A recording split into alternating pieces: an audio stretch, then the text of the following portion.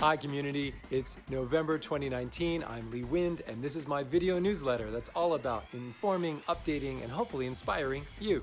Queer history is everywhere. Robert Indiana is this famous pop artist who came up with the love statue.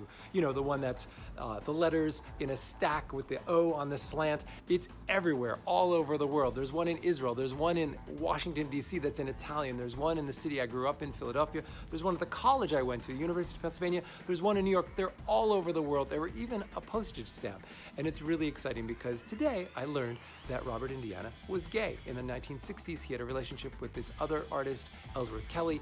And it's just really cool that this icon of love that I've grown up with, this pop art thing that's been so popular and loved by so many people, was from a gay artist. Queer history really is everywhere.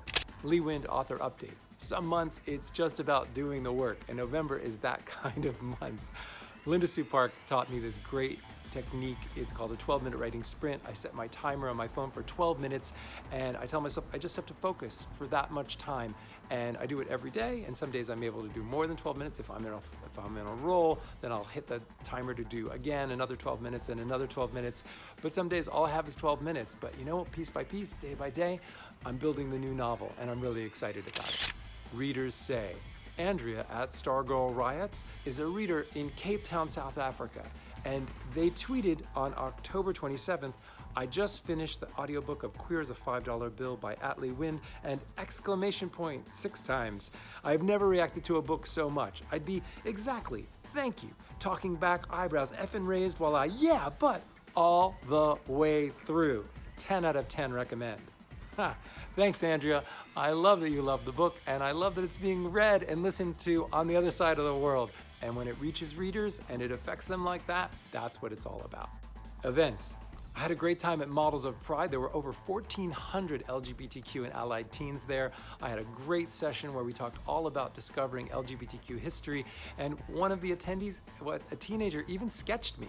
I've been interviewed for a new podcast called The Premise, which is all about the story behind the storytellers, and I'm really excited. It's a brand new podcast. I'm very grateful to Jennifer Thompson and her husband Chad, who had me on, and I'm looking forward to that launching in the next couple of months. I'll let you know. Also, November 21, coming up, I'll be moderating a panel at my local high school of their Pride Project GSA group, and I'm really looking forward to that. Reading in, writing out. So this month, I'm really enjoying Wayward Son. It's the follow-up to Carry On by Rainbow Rowell, which is sort of the gay Harry Potter book, but this time Baz and Simon and Agatha and Penelope are all in America, and there's a road trip, and you don't know where it's going at first, but man, it builds up and it gets really exciting, and I can't recommend it enough. Inspiration. Stories are truer than true. There's a quote from Neil Gaiman's Coraline: fairy tales are more than true, not because they tell us that dragons exist, but because they tell us that dragons can be beaten.